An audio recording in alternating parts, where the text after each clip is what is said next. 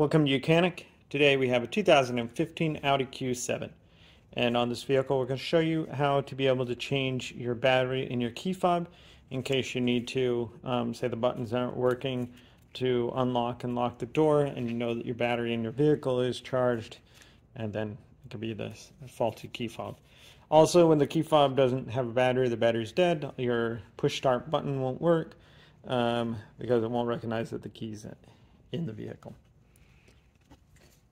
This is fairly simple. We have this backing cover here with the Audi symbol on it, and then we have our buttons here.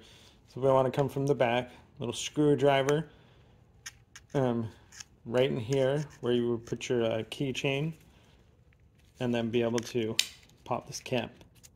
Once we pop the cap, we have our battery right there. Be able to just remove that battery, and we get us a new battery, which is the CR2032. So get us a new CR2032. We have the plus that goes on the top side, so we just install that in there, like that, and then we line this up over here. So we have our contacts for the negative and the positive, and then be able to squeeze it back together and just snap it together, and then be able to hit the buttons to unlock or to lock.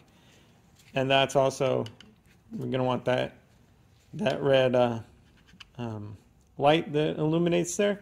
There's one way too you'll know if this battery is dead. So that's how you'd replace the battery on your key fob on an Audi. It looks similar to this. Thanks for watching Mechanic, where you can be the mechanic.